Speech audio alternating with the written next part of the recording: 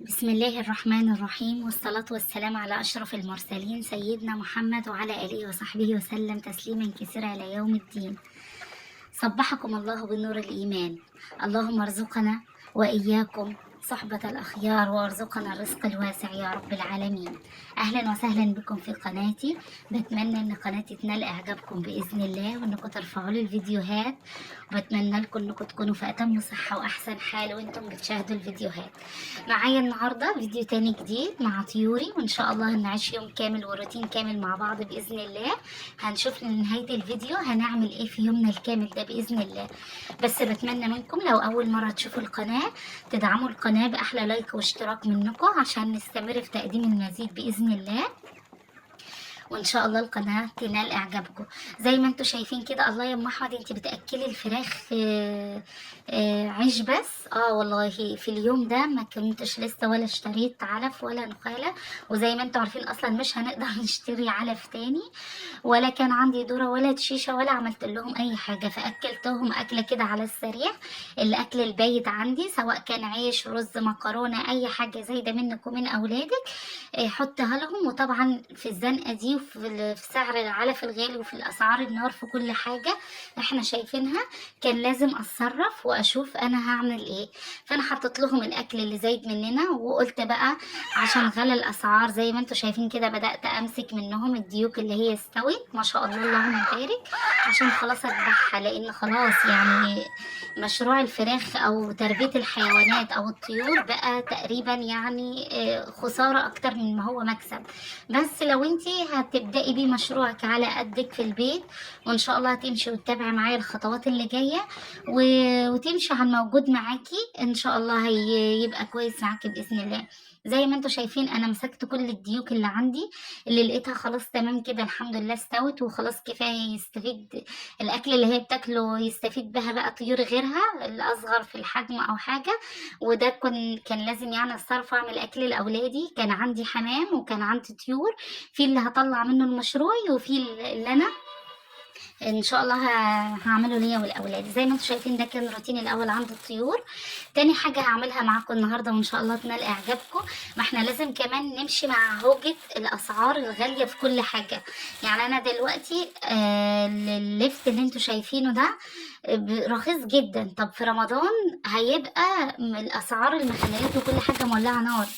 فانا كان قلت هجيب كميه ان شاء الله واخللها واعين منها رمضان باذن الله. كل سنه وانتم طيبين، رمضان خلاص على الابواب، وممكن اي ست بيت دلوقتي تقدر تلحق المشروع ده ان هي تجيب اللفت رخيص خالص الايام دي، وما بياخدش اصلا معانا يعني مش بيتكلف كتير عشان انت تخلليه. فممكن تجيبيه وتخلليه وان شاء الله تخرجي منه في رمضان تبيعي منه، هيبقى مشروع مربح معاكي جدا باذن الله. طيب هنعمل ايه؟ هنجيب كمية اللفت اللي احنا عايزينها ومتاحة لينا، سواء هتعملي بيها مشروع او هتخليها لبيتك وهتنضفيها كويس زي ما انت شفتي كده، سواء بفرشة مخصصة للخضار زي اللي انا عاملاها دي، وتشيلي كل الزوايد اللي منها. طبعا كلكم ستات بيت وشاطرين وممتازين، فمش محتاجين يعني ان انا اوريكم بعمل ايه بالتفصيل. فانا كنت بقدم الحتة دي بسرعها كده عشان مطولش عليكم الفيديو، وكمان كنت هكمل الفيديو يعني كده. هنا كنت غسلت الكمية بتاعتي كلها من اللفت بتاعي، زي ما قلت لكم اللفت رخيص جدا يا جماعة. هاتوه وخللوا منه رمضان. المخللات في رمضان بتبقى غالية جدا والله. يعني انا افتكر ان احنا بنشتري برطمان الزيتون الصغير ب25 جنيه. اي حاجة توقعوا رمضان اللي جاي هيبقى فيه غلاء فاحش في الاسعار يا جماعة والله، بسبب الزيادة اللي وصلنا لها دي. كيلو اللحمة هيوصل 200 جنيه، الفراخ زي ما انتم شايفين النهاردة الكيلو قرب يوصل 50 جنيه. كل حاجة بقي في غلاء فاحش في كل حاجة. ربنا يسترها علينا جميعا يا رب بإذن الله. ان شاء الله برضو الفيديوهات اللي جاية هعمل لكم بدايل للعلف عشان نقدر نربي طيور في البيت، واللي عايزة تجيب بط رمضان او تعمل مشروعها في البيت ان شاء الله من الطيور، كل الحاجات دي هعملها لكم بدايل كتير جدا جدا تربي بيها الطيور وتستغني عن العلف باذن الله، او مش هنستغنى عنه، واكيد يعني هناخد منه كميات قليله قوي على حاجات تاني، مكونات تانية هنخلطها على العلف، حتى لو كميه بسيطه، وان شاء الله هنقدر نربي طيورنا ونعمل مشاريعنا. واهم حاجه كمان ان احنا نعمل لبيتنا، ما نحتاجش ان احنا نشتري من بره في الغلاء اللي احنا وصلنا له ده باذن الله. هنا كده بقى زي ما انتوا شايفين، بعد ما نضفت اللفت بتاعي كويس جدا وغسلته وغيرت المية بتاعته كذا مرة، لانه زي ما انتوا عارفين جاي من الارض وكده. هقطعه بس على شكلين. اول شكل اللي هو الصغير ده، الخرط الصغيرة اللي انتوا شايفينها دي اللي هيستوي بسرعة وهناكل منه على طول، يعني بعد 3 ايام هيكون اللفت معايا استوى وهناكل منه. ده النوع الاول اللي هخلله البيت، ده صغير كده هناكل منه على طول. تاني نوع هو انا كله هخلله البيت، يعني اللي هعمل منه مشاريع ما صورتوش هنا، بقول لكم ده النوع التاني، بس ده هتخرطيه خرط كبيره لانك عايزه تحتفظي بيه لوقت اطول.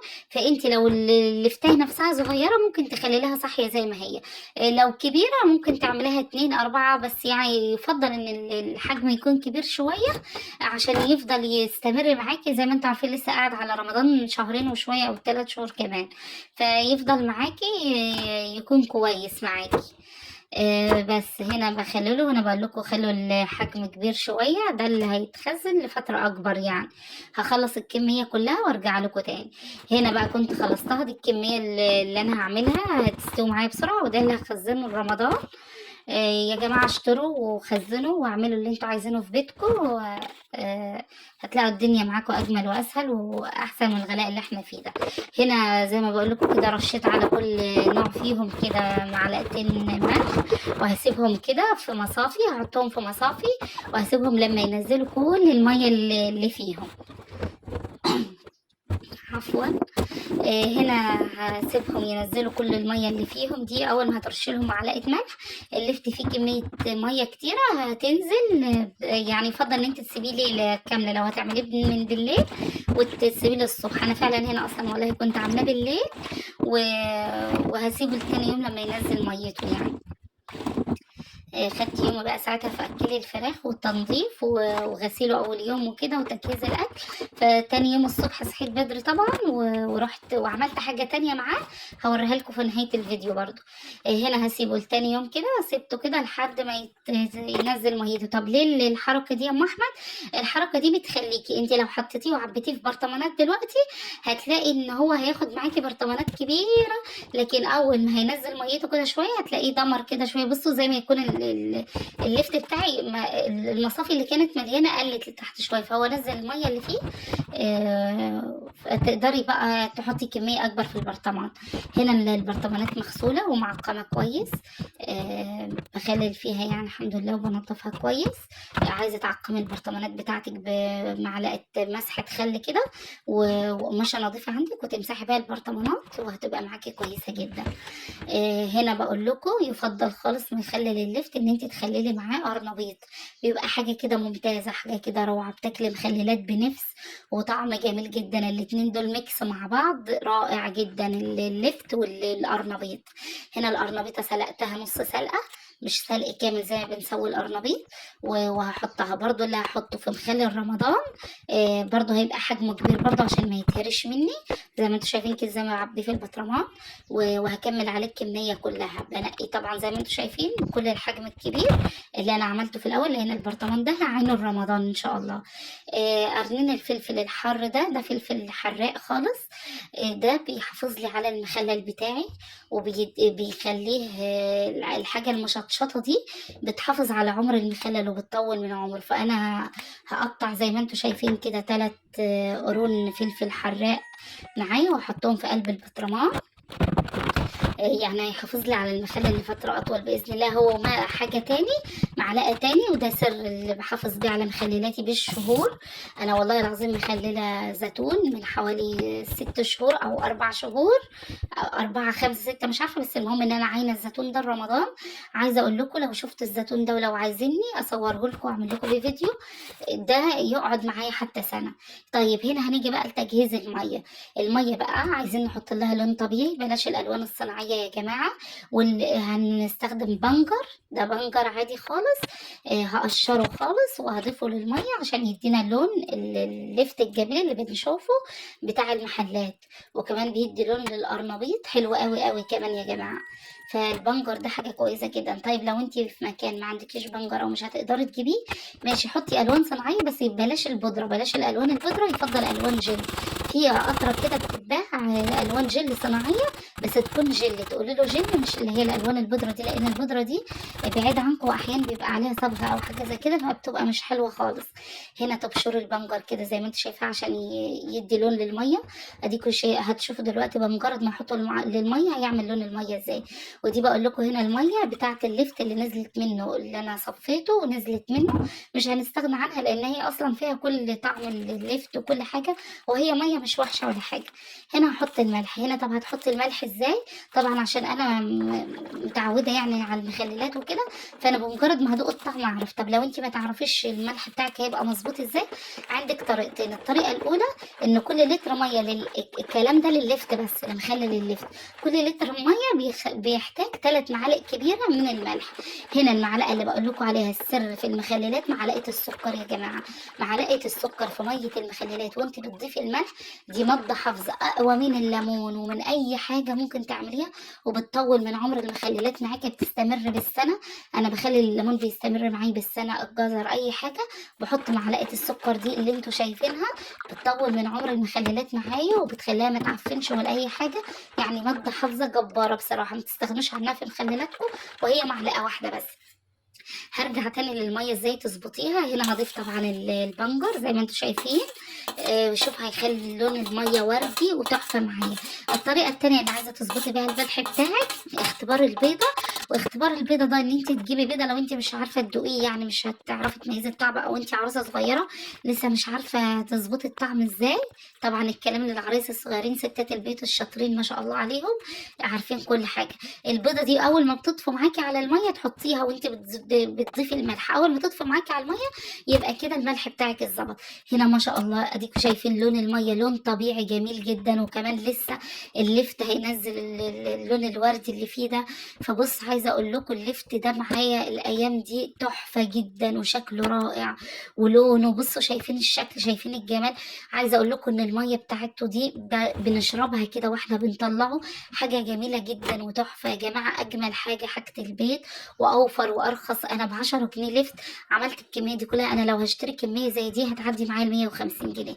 هنا كنت عايزه اوريكم ده الليمون اللي انا لسه مخلله برده من يومين وعينان رمضان، ما شاء الله حاجه كده تحفه. يعني بيقعد معايا، شايفين الفلفل فيه، الفلفل الحار والليمون بشكله تحفه. في ناس بتحب تحط حبة البركة لليمون، براحتكم حطوها، بس أنا مش بحبها لأنها بتزرق معايا المية. أنا بحب المية تكون معصفرة كده بتاعة الليمون. شايفين البرطمانات بتاعتي دي بعينها عن رمضان، بطلعه في رمضان كميات رهيبة، يعني حاجة حلوة جدا. دول شوية مية كانوا سايدين معايا من امبارح وأنا بخلل، ما تكبيهمش لا، تاني يوم المخلل بيحتاج مية بزود بيها. هنا هحط، ما مرضتش احط الزيت على وش الليمون. لو عايزين حلقة لتخليل الليمون هعملها لكم ان شاء الله، اكتبوا لي في الكومنتات بالله عليكم وارفعوا لي الفيديو. وان شاء الله هعمل لكم باذن الله كل اللي انتوا عايزينه ان شاء الله. بس ساعدوني كده ان انا ارفع الفيديو باذن الله، وشيروا لي الفيديوهات ودعموني باللايكات والاشتراكات كتير كتير. هنا برضو قلت لكم هنا حطوا قرن الفلفل الحراق ده هيبقى كويس معاكم جدا باذن الله. شايفين المخلل؟ انا حتى دلوقتي هوريكم خلل الليمون اللي انا مخللاه من 3 شهور وبناكل فيه، والله العظيم طعمه تحفه جدا، اكنك لسه فاتحه عليه النهارده. حاجه جميله جدا خالص اهو يا جماعه.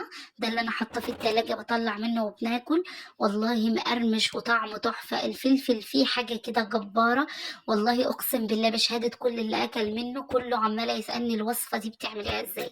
فلو انتوا عايزين حلقه عن مخلل الليمون قولوا لي، وانا ان شاء الله اعمل لكم حلقه مخصوص حتى لو كميه قليله، لان انا خلاص عملت كل الكميه اللي انا محتاجاها لي لبيتي والرمضان. بس مش هعز عليكم كميه حتى لو ب10 جنيه ليمون، واعمل لكم بيها حلقه ان شاء الله باذن الله. يا رب الفيديو يكون عجبكم. هنا كنت بقول لكم عملت حاجه تاني في يوم الليفت، انا كنت عامله سائل تنظيف الاطباق ده. لو عايزين تعرفوا سر اللون ده وكل حاجه تابعوني واطلبوا مني في الكومنتات وانا هعمله لكم. والسلام عليكم.